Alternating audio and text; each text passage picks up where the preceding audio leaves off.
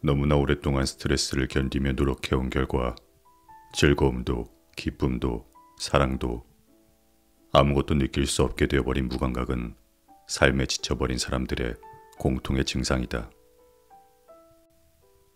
만약 다쳤을 경우 육체적인 아픔은 과거지만 마음의 영역에서 그 상처는 과거의 경험이 되지 않는다.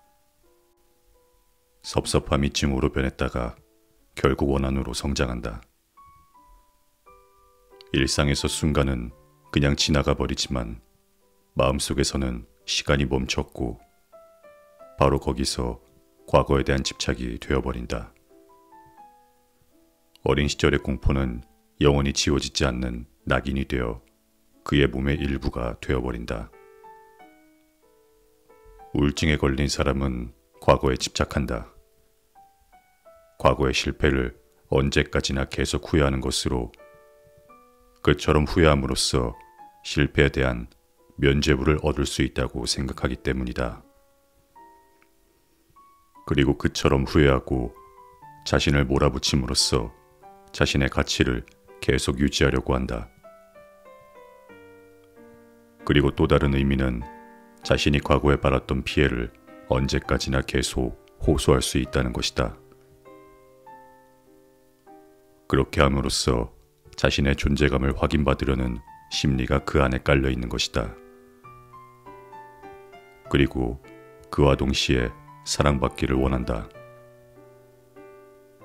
어떤 일이든 적극적으로 할 수 없다. 스스로 뭔가를 하려는 의욕이 없다. 무엇을 하면 편해질지 알아도 그것을 해낼 기력이 남아있지 않다. 스스로 방을 정리할 마음이 없다. 방을 정리하면 기분이 좋아진다는 걸 알면서도 방에 꽃을 두면 분위기가 밝아진다는 걸 알아도 스스로 꽃을 놓아둘 마음은 없다. 다른 사람들이 꽃을 가지고 와서 멋지게 장식해 주기를 기다리고 있다. 그렇게 모든 게 수동적이기 때문에 당연히 매일 곤란한 일들이 늘어난다. 곤란한 일이 닥쳐오기에 수동적이 되는 게 아니라 수동적인 상태이기 때문에 그 사람 스스로 일을 곤란하게 만드는 것이다. 수동적인 태도나 생각 습관이 곤란한 일들을 불러들인다. 고민을 스스로 만들어내는 습관이 그의 인생을 망치는 것이다. 수동적이게 되는 이유는 삶에 지친 이유와 마찬가지로 마음속의 증오가 빠져나갈 출구가 없기 때문이다. 표현하려는 증오의 감정과 그것을 억제하려는 의식의 힘이 마음속에서 갈등하기 때문에 에너지가 소모되어 버린 상태다. 수동적인 것은 상대방이 뭔가를 해주길 바랬던 유아적 소망이 아직 충족되어 있지 않았기 때문이다. 안녕하세요. 반갑습니다. 꿈을 잃는 몽상가입니다. 오늘 제가 읽어드릴 책은 삶에 지쳐 우울한 당신을 위한 위로의 심리학, 마음을 쉬게 하는 법, 가토다이조 작가님이 지으셨고 이정은 님이 옮기셨습니다. 출판사는 홍익출판 미디어 그룹에서 펴냈습니다. 그럼 바로 읽어드리도록 하겠습니다. 오늘도 저의 이야기가 당신에게 닿기를. 우울증은 삶에 부여된 숙고의 시간. 삶에 지쳐 있다면 지금 당장 필요한 것은 휴식뿐이다. 인생과의 오랜 전투에서 잠시 물러나 자기 자신을 그리고 세상을 조용히 바라볼 필요가 있다. 휴식을 취할 때는 이렇게 가만히 있어도 되나 하는 조바심 따위는 필요 없다. 그저 묵묵히 자기 자신을 들여다보는 습관이 필요하다. 물론 삶에 지친 사람일수록 이런 시간을 보내는 것이 어렵다. 초조하고 불안하기 때문에 마음을 내려놓고 쉰다는 것이 어렵기만 하다. 하지만 그렇게 휴식을 취하면서 어렸을 때부터 마음을 가차없이 착취당한 사람으로서 지금 이렇게 살아있음이 자신의 담대함 덕분임을 알아차리는 것이 필요하다. 자기 자신을 새로 만들기 위해서는 싸우지 않으면 안 된다. 자신을 얕잡아 보며 여전히 착취의 대상으로 보는 사람과 싸워야 하고, 더 중요한 일은 패배감에 길들여진 자기 자신과 싸워야 한다. 주위 사람들이 나를 생각해서 행동해 준 경험이 없는 채로 자라면 다른 사람들의 호의를 좀처럼 믿을 수 없게 된다. 어른이 되어서도 주위 사람들이 나를 생각해서 행동해줘도 그것을 호의로 받아들이기가 어려워서 저희를 의심하게 된다. 사람을 믿지 않는 습관이 몸에 배어버린 것이다. 이렇게 하면 아이가 만족하겠지. 엄마들은 대부분 이렇게 생각해서 행동한다. 그런 엄마 밑에서 자란 아이는 어른이 되어서 사람들의 호의를 미룰 수 있다. 그러나 그런 경험이 없이 자란 사람들은 다른 사람들을 대할 때 호의는커녕 적대감부터 치솟는다. 어렸을 때 누군가 자신을 지켜준 경험이 있는 사람과 스스로 자신을 지키는 것 말고는 생존의 방법을 몰랐던 사람과는 어른이 된 후에 사물에 대해 느끼는 방식이 다르다. 삶을 지탱하는 에너지가 다른 것이다. 누군가가 자신을 지켜준 기억을 가진 사람은 매사에 안심감을 가지고 살 수 있다. 하지만 그렇지 못한 사람은 불안에 떨면서 긴장한 채 살아간다. 살아있는 것만으로도 에너지를 소모하기에 삶에 지쳐버리는 것이다. 아이는 성장하면서 점점 자기 의견이 강해지고 자기와 생각이 다른 어른들한테 반발한다. 이것이 정상적인 성장이다. 반면에 아이가 무조건 상대의 마음에 들려고 행동을 하는 것은 착한 아이의 전형적인 모습이다. 이는 마음속의 갈등에 괴로워하면서도 사회적으로 과도하게 적응하는 것으로, 착한 아이는 부모를 비롯한 타인들로부터 착한 아이라는 반응을 얻어내기 위해 내면의 욕구나 소망을 억압하는 말과 행동을 거듭하게 된다. 이를 착한 아이 신드롬이라고 부르는데, 이런 심리 상태는 부모로부터 벌어질까 두려워하는 유기공포에 대응하기 위해 유아적 의존 욕구를 거부하고 억압하면서 일어난다. 어릴 때 착한 아이로 살았던 사람들은 아무 대가 없이 뭔가를 하거나 받았던 경험이 없다. 그들은 자기 자신이 어떤 희생을 치르지 않으면 사람들이 자신에게 아무것도 해주지 않는다고 믿는다. 그렇기에 그들은 항상 남의 눈치를 보며 두려워한다. 이런 증상이 심한 아이는 사람들의 기분을 나쁘게 만들면 스스로 살아있어서는 안 된다고 느낀다. 그래서 항상 전전긍긍하며 남의 눈치를 보는 것이다. 이런 아이가 어른이 되면 어떨까? 그와 같은 뉴런 네트워크가 어렸을 때 이미 완성되었기 때문에 주변의 현실 상황이 달라졌다고 해도 생각하고 느끼는 방식은 전혀 변하지 않는다. 그렇게 두려움에 떨며 살아가는 하루하루에는 막대한 에너지가 필요하다. 사회적으로 그다지 활약하지 않는 평범한 사람이 삶에 지쳤다고 말하면 심리적으로 건강한 사람은 의아해야 한다. 그러나 그는 분명히 삶에 지쳐 있다. 하루하루를 살아가는 에너지는 사람마다 다르다. 안심감이 있는 사람은 일을 할수록 정력적이지만, 불안에 떨며 살아가는 사람은 아무것도 하지 않아도 극심한 피로감을 느낀다.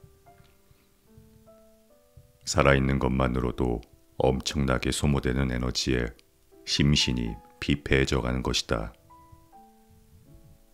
일을 할수록 더욱 정열적으로 변하는 사람이 있는가 하면 우울증에 빠져서 허우적대는 사람이 있다. 시간이 흐를수록 소모되어 가는 사람은 어디가 문제인 것일까? 그것은 자신의 본성에 따라서 자기 실현을 하는 것과 자신을 속여가며 무리를 해가면서 노력하는 것의 차이로 우울증에 걸리는 사람은 후자에 속한다. 오랜 시간이 지나도 활동적으로 일하는 사람은 자기 연령에 맞게 심리적으로 성장한 사람으로 이를 심리학에서는 자기 실현형 인간이라고 부른다. 그는 주위 사람들로부터 칭찬을 받기 위해 일하지 않는다. 스스로에 대한 집착도 없다. 그것은 심리적인 강함으로 스스로 할 수 있는 일을 필사적으로 할 뿐이다. 그렇기에 활동적이고 스트레스를 덜 받는 채로 유지할 수도 있다. 자기 자신의 본성을 부정하는 사람은 노력을 하면 할수록 살아갈 에너지가 소모되어 간다. 독일 출신의 정신과 의사로 심리학과 정신분열증 치료 분야의 선구자였던 프리다 프롬 라이히만 박사는 이런 상태를 신경증의 한 증상으로 보고 신경증적 비이기주의라고 불렀다. 그는 이렇게 말했다. 이런 증상을 보이는 사람들에게는 사랑이 없다.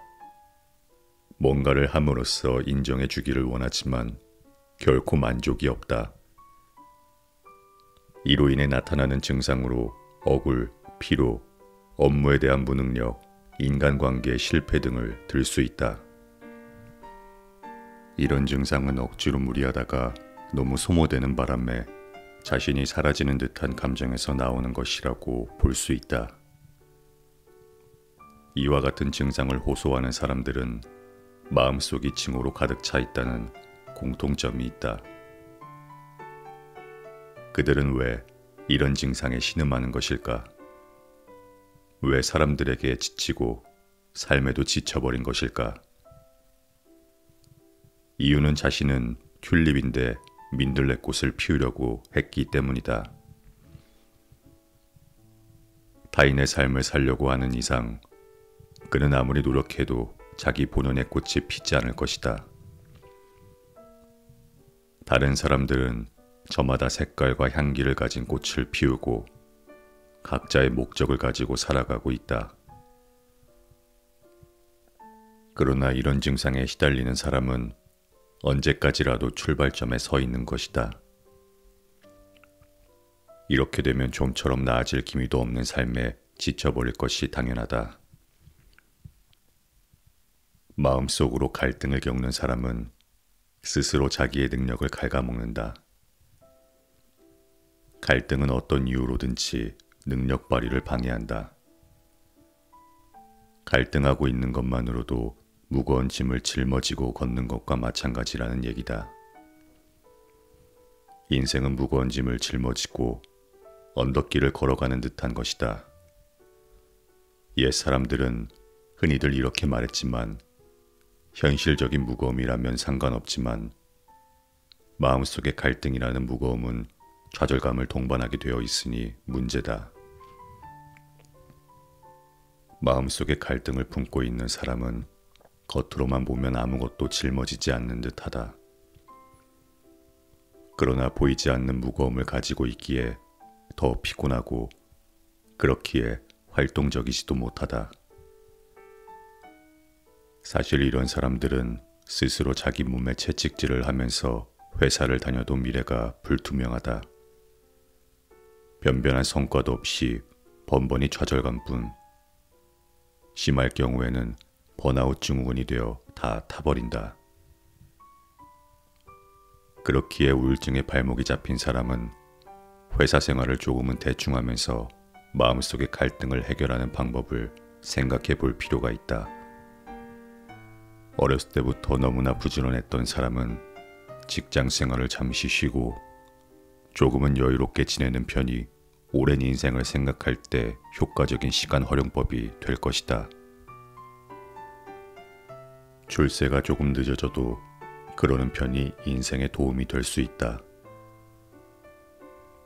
일의 성과는 결국 인간으로서의 기량이 좌우한다. 신입사원일 때는 영어를 잘한다, 숫자에 강하다, 컴퓨터 조작을 잘한다 같은 능력이 도움이 될 것이다. 하지만 우리는 나이를 먹어가면서 점차 어떤 시기든지 책임을 짊어지지 않으면 안 된다. 그럴 때 중요한 것이 인간으로서의 기량이다. 그것은 학교에서 가르쳐 주지 않는다. 스스로 세상과 맞부딪히면서 배우고 익혀서 자기 몸의 체화가 되어 나타나는 실력이다. 이런 사람은 웬만한 일에는 흔들림이 없고 마음속에 갈등이 일어나지도 않는다.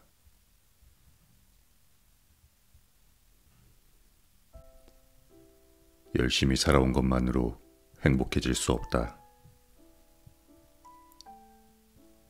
삶에 지쳤다고 말하는 사람일수록 누구보다 열심히 살아왔다. 게다가 범죄 같은 형태로 증오를 푸는 일도 없이 증오의 감정을 마음속에만 꼭꼭 눌러 담은 채 살아왔다. 그런 사람은 열심히 사는 것이 최고라고 생각해서 매사에 열심이라는 신념으로 살아왔다. 그러나 그것만으로 최선일까? 그렇다. 당신은 열심히 살아왔다. 그러나 자신의 증오의 감정을 뱉어내는 일은 별로 없었다. 그랬기에 내적인 긴장감이 날이 선 칼날처럼 날카로워진 것이다. 마음속으로 생각하는 것을 밖으로 표출하지 않는 것만으로도 사람의 에너지는 소모된다.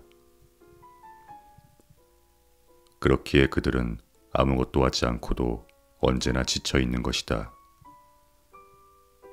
외적으로는 아무렇지도 않아 보이지만 내적으로는 엄청난 충돌이 일어나고 있고 그로 인해 에너지가 소모되었다. 그런 상황이 쌓이다 보니 이젠 탈진해버린 것이다. 돌이켜보면 그는 마음속으로 사람들을 증오하면서도 착한 얼굴을 해왔다. 그것이 소모의 직접적인 원인이다. 생산적인 일에 에너지를 사용하지 않고 마음속의 충돌의 에너지를 탕진해 온 것이 문제였다. 게다가 또 하나 소모되는 이유가 있었다. 그것은 그 마음속의 증오를 주위 사람들이 알아차리지 못하게 하려는 노력 때문이다. 자신의 마음속 증오를 은폐하는 일이 심리적인 긴장감을 낳고 그 긴장감이 에너지를 소모하는 악순환의 굴레 속에서 그의 기력은 나날이 쇠락해질 수밖에 없었다. 증오가 마음속에 도사리고 있기 때문에 그들은 타인에게 친절해질 수가 없다. 다른 사람에게 친절해질 수 없기에 마음을 나눌 친구가 생기지 않는다. 마음을 열 수 없기 때문에 그는 자기만의 세계 속에 숨어서 두더지 같은 나날을 보낸다. 이런 모습들이 종합이 되어 나타나는 현상이 바로 자기만의 삶 속에서 지칠 대로 지쳐가는 것이다. 나도 젊었을 때 하고 싶은 일들은 전부 그럴싸하긴 했지만 무거운 짐을 진 것처럼 사는 게 힘들었다. 그러다 주위 사람들이 나를 비판하는 지경에까지 이르렀다. 나는 이해할 수가 없었다. 내가 이렇게 열심히 살고 있는데 왜 비판을 당하며 힘들어해야 하지? 이런 불만은 왜 생기는 것일까? 이유는 착각하고 있기 때문이다. 열심히만 살면 행복이 저절로 손에 들어오리라는 착각 말이다. 열심히 땅을 팠는데 왜 나한테는 금덩이가 주어지지 않느냐고 불평하는 건 말이다. 그것은 백화점 앞에서 개점 전부터 서 있으면 상품을 무료로 줄 거라고 착각하는 것과 같다. 자신은 백화점의 문을 열기 전부터 서 있었는데 뒤에 온 사람들이 상품을 사가는 걸 보고 불공평하다고 한탄하는 것과 같다. 우울증에 시달리는 사람은 뒤에 온 고객이 돈을 내고 있는 것을 알아차리지 못한다. 그는 자신이 돈을 내지 않았기 때문에 상품을 건네받을 수 없음을 알아차리지 못한다. 행복의 원칙은 간단하다. 열심히만 살면 행복해질 수 있다고 착각해서 무조건 열심히 살기만 하면 시간이 아무리 지나도 행복해질 리가 없다. 우울증의 발목이 잡힌 사람이 마음의 평화를 찾는 최고의 방법은 마음의 문을 열고 자기 자신을 드러내는 것이다. 그는 오랫동안 자신의 느낌, 생각, 이미지를 마음껏 표현하면서 사람들이 좋아하도록 노력해오지 않았다. 자기만의 세계에 꽁꽁 숨어서 지낸 나날은 훌훌 털어버리고 있는 그대로의 자기 모습으로 살아가는 것이다. 좀 부족하면 어떤가? 좀 모자라면 또 어떤가? 그렇게 자기 자신으로 살아가야만 진짜 행복을 만날 수 있다. 마음속에 쌓인 한을 뱉어내라. 삶에 지친 사람은 주위 사람들의 눈치를 보며 그들이 기대하는 삶을 살아왔다. 자신의 느낌보다 타인의 기분에 맞춰 순종적이고 착하게 살아왔다. 왜 그래야만 했을까? 그것은 삶에 지친 사람으로서 주위 사람들에게 받아들여지는 일이 더 중요했기 때문이다. 그러지 않으면 퇴출될 위기에 직면한다고 믿었기에 악착같이 고개를 숙여왔다. 하지만 그래서 무엇을 얻었는가? 그의 주위엔 자기만 아는 이기주의, 자신의 욕심만 채우면서 살아가는 사람들이 대부분이었다. 그들도 삶에 지쳐 있을까? 당신과 마찬가지로 생명력이 저하되어 있을까? 나는 지금 당신에게 자기만 아는 이기주의자가 되라고 말하는 게 아니다. 매사에 공격적인 태도로 자신의 욕심만 채우는 사람이 되라는 것도 아니다. 너무나도 자신을 억누르기만 한 당신과 너무나도 제멋대로인 그들과 차이점을 생각하기를 바라는 것이다. 자신을 억누르며 사는데 이골이 난 당신은 좋은 사람이라는 말만 듣다가 이제는 삶에 지쳐버렸다. 하지만 제멋대로인 그들은 전혀 삶에 지치지 않고 지금도 제멋대로 당신을 휘두른다. 물론 결국 그들은 주위 사람들로부터 원한을 사게 되어 사회적으로 고립되고 말 것이다. 나이가 들었을 때 주위에 아무도 없는 외로운 노후가 기다리고 있을 것이다. 너무나도 반사회적인 그들의 결말이다. 그러면 당신의 미래는 어떨까? 사회에 과도하게 적응한 당신은 무엇을 얻었는가? 사람들의 마음에 들려고 한 결과로 삶에 지쳤을 뿐이다. 이것은 자기 것을 소중히 여기지 않고 무조건 남에게 종속되어 살아온 자의 비참한 말로이다. 물론 당신이 그렇게 살아온 이유는 잘 알고 있다. 당신은 어린 시절부터 다른 사람들의 마음에 들려고 애를 써왔다.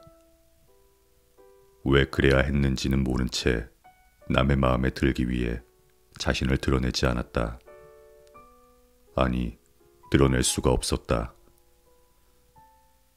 삶에 지친 당신이 간신히 자기 자신을 드러낼 때는 어떻게든 허세를 부리면서 표현했을 것이다. 예를 들어 증오를 직접적으로 표현할 수 없기에 정의를 외치면서 징후를 내뱉으려고 했을 것이다. 하지만 가만히 돌아보라. 정의를 주장하지 않으면 자신의 분노를 표현할 수 없기에 정의를 외쳤던 것뿐이지 않을까. 허구한 날 정의를 외치는 사람의 일상생활이 왜 속임수로 채워져 있겠는가. 전쟁을 반대한다며 평화와 정의를 외치는 사람들 중에 이웃에게 차가운 이기주의자가 많다. 가족을 내버려둔 채 진리를 외치는 사람도 있다. 사회 정의를 주장하는 사람이 실제 생활에서 이웃에게 상처를 주는 경우도 많다. 그들은 정의나 진리라는 가면을 쓰고 자신의 분노나 징후의 감정을 표출하고 있는 것이다. 인류를 사랑하는 것은 쉽지만 이웃을 사랑하는 일은 어렵다는 격언을 빌려서 말하자면 이렇다. 정의를 외치는 것은 쉽지만 사람들의 행복을 진심으로 기뻐하기는 어렵다. 그들의 가슴 속엔 있는 그대로의 자신의 감정을 드러낼 수 없는 나약함이 있다. 그 나약함의 실체는 유아적 소망이다. 유아적 소망이 채워지지 않아서 생긴 애정 결핍증이다. 문제는 삶에 지친 사람들 중에는 이러한 징후의 감정조차 내뱉을 수 없는 경우가 많다는 것이다. 그들은 직접적으로 징후의 감정을 풀 수 없고 대신할 만한 것을 골라서 징후의 감정을 풀 수도 없다. 대신할 만한 것을 골라서 징후의 감정을 푸는 것도 할 수 없다. 범죄 같은 형태로 마음속의 징후를 실행하는 일도 하지 않는다. 그들은 다만 사랑받고 싶어서 노력하고 무리를 하고 그래서 나날이 자신을 갉아먹을 뿐이다. 그때 그들은 징후를 전혀 다른 말로 뱉어낸다. 주위에서 보면 전혀 비참하지도 않는데 그들이 비참함을 과시하는 이유는 바로 이것이다.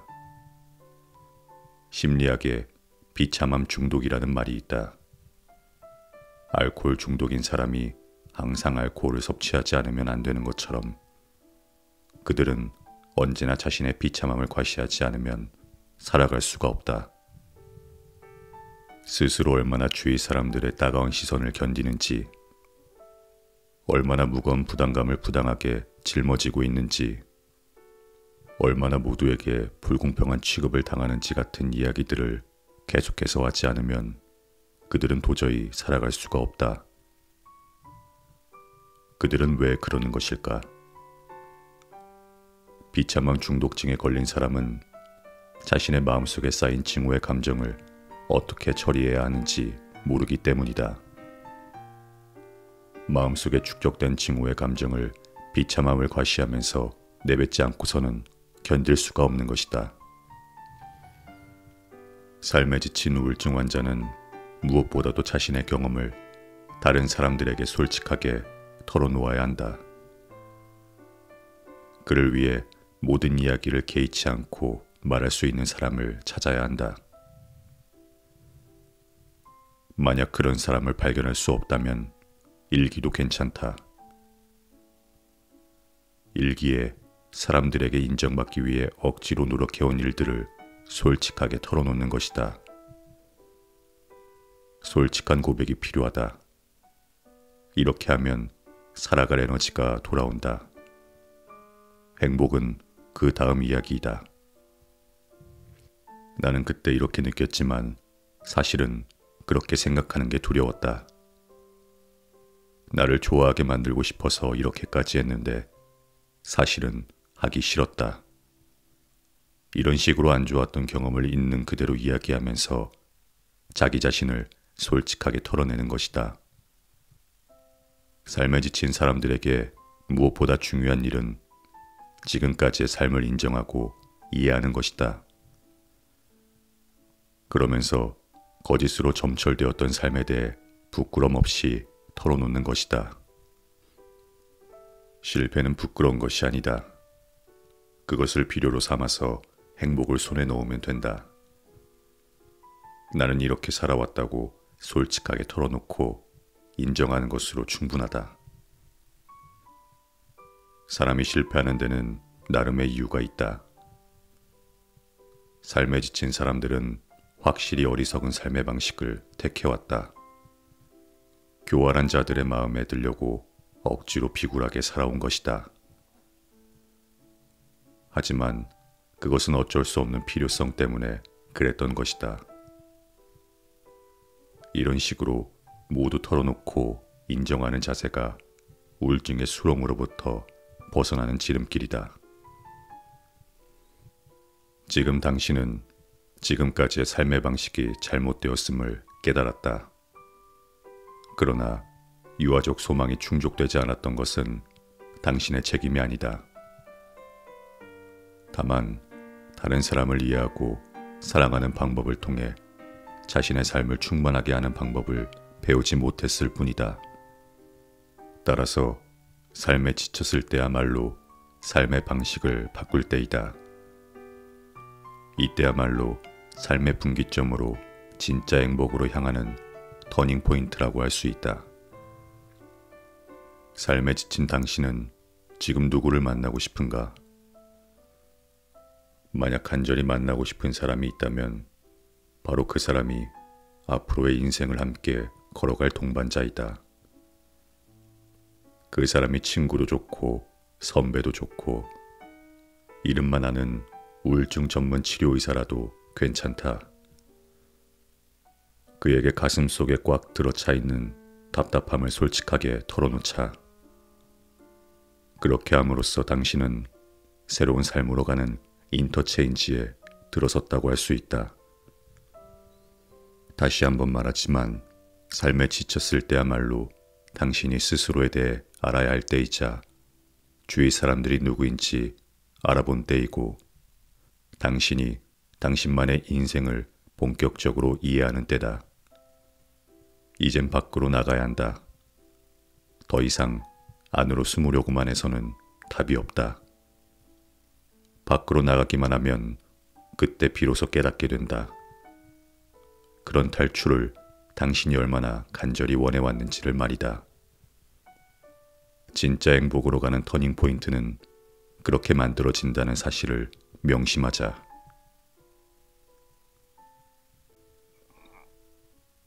삶에 지친 당신에게 지금 당장 필요한 것은